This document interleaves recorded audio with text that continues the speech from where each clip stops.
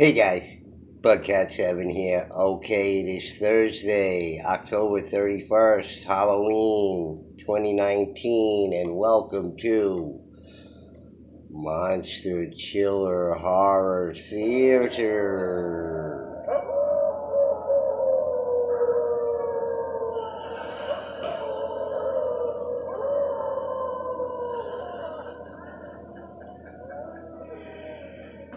Count Floyd here, reminding you to stay tuned to Monster Chiller Horror Theater this Saturday night, when we'll be presenting a 3D classic, Dr. Tong's 3D House of Stewardesses.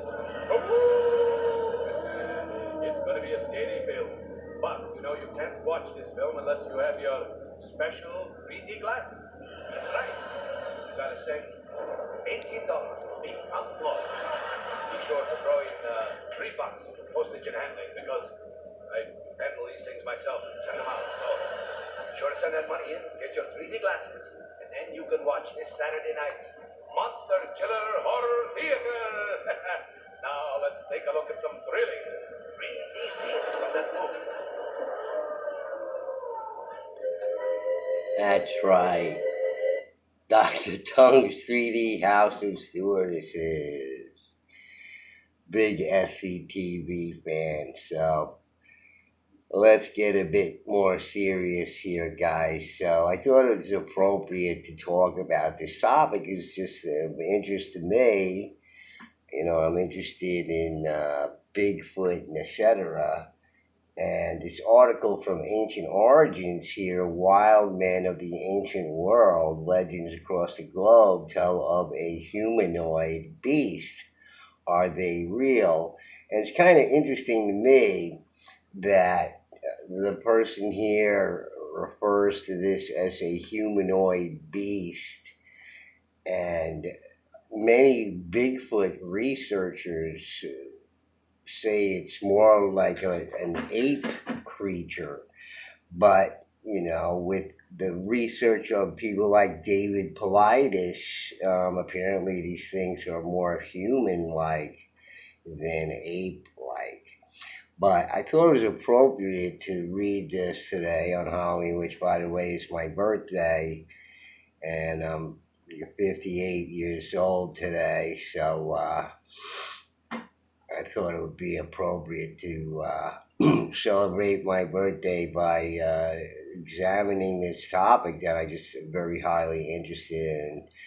And Ancient Origins also does, you know, several articles on what they consider to be cryptids, and they're always soliciting you here on this damn website, pain in the neck. I've already subscribed and all this kind of stuff. It's just, I guess they don't recognize my computer or whatever, but it's annoying. But so they have several, you know, here's one on a Jersey Devil and all these other things, you know, sort of obscure ones and whatnot. But, and, you know, I'm surprised they don't have one on this Beast of Gabardon, which this movie, Brotherhood of the Wolf, was based on. And if you never saw this movie, I highly recommend it. And it's just an amazing, what I would call a horror martial arts movie. And it's incredible martial arts in this movie, and choreography, etc. And it's a horror movie too. That's just so very interesting. Lies a mystery hidden from view, killing all that get in its way. But now, two men, sent to uncover the truth, are about to encounter their greatest fear. A deadly secret, a dark power, even greater than they ever imagined. Universal Pictures and Studio Canal are proud to present an ancient legend. cinematic vision. The film that took Europe by storm. Christoph Ganz's masterpiece. Brotherhood of the Wolf.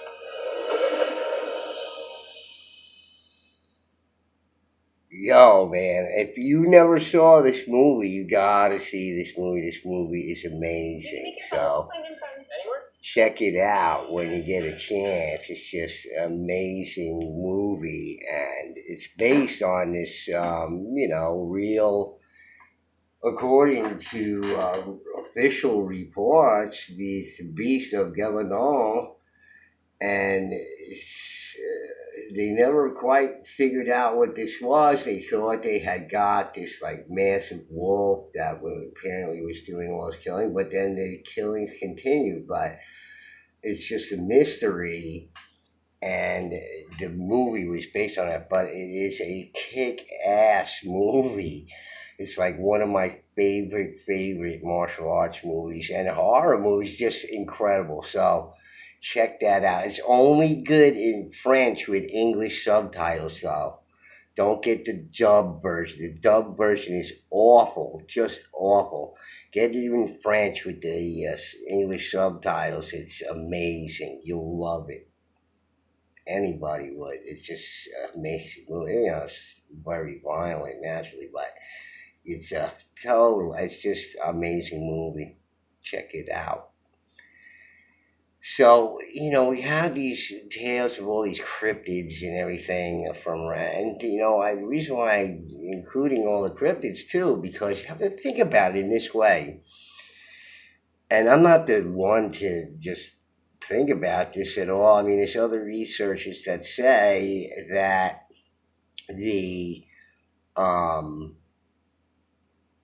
we're hearing some recounting of with these ancient stories and myths, etc., about these strange creatures and whatever it was. You have to remember about all of these megafauna that existed at the beginning of the Holocene that slowly died out. There was many animals that have counterparts today. So you have these counterparts today where their ancestor from this time period was much larger in size.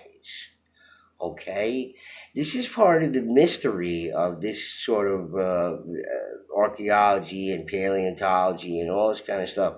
This is a mystery to them. You see, this just it doesn't fit into the story quite well. But we often refer to the megafauna because those are of a certain weight and they were just so gigantic and everything, worth mentioning, etc. But there are lists and lists, tens and hundreds of thousands of animal species. Some of them are so very odd and strange with no counterparts today, others with counterparts today. So this sort of inexplicable thing happened, whereas these creatures lasted up until into the Paleocene, okay, and Pleistocene, and at the beginning of the Holocene for at least a few thousand years, in some estimates, that these rather large animals, they claimed that human beings hunted them to extinction, maybe some of them, but the researchers found that two-thirds of them went extinct before before they can account for human beings causing these extinctions. So it's a very complicated story here, but I thought this was appropriate for Halloween because, it's these wild men of the ancient world. You hear all these tales, and the article's okay. It doesn't go that far into depth or really name specific instances or whatever, but it's an interesting article anyway. I think, it's just sort of cursory, but she named some research there that seems pretty good, some reference sources. So, wild men of the ancient world, legends across the globe tell of a humanoid beast. Are they real?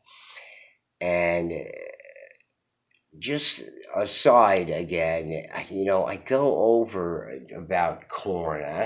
People, I did this mysterious origins of corn update, 80,000 year old. That's not me. That's mainstream research. But the thing of it is, which seems a virtual impossibility, is this symbiotic relationship with corn and human beings that's exclusive. Do you understand? I think it goes like above people's heads. But whether it's 8,000 years old, which was the original, or 8 to 9,000 years old in the highlands of Mexico sometime, they were figuring, but you have this 80,000-year-old corn pollen that's identities popping corn pollen, because popping corn is one of the types of corn. But whether it's popping corn or not, or whatever corn it kind of is, it's exclusive symbiotic relationship. Corn cannot survive in the wild, and how they could do this, and we can't do this today. You understand? It's just we can't take a plant from nowhere and go, okay, we're gonna super juice this weed over here that has this little tiny, because this is what they say they did. But it must have taken thousands of years. Whether it's taken thousands of years or not, but it takes this incredible amount of intelligence to do this sort of thing. That's just we need like supercomputers to help us today. All these companies and think tanks and laboratories and all this kind of stuff. And we haven't created anything today that's similar. Maybe some types of things, bacteria, whatever.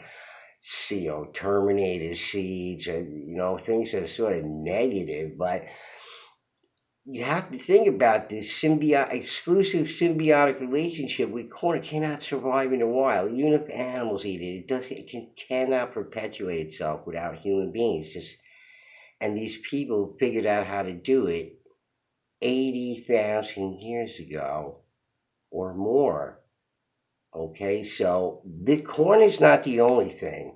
I hope to get the book by William Corliss about the biological anomalies and look through that book.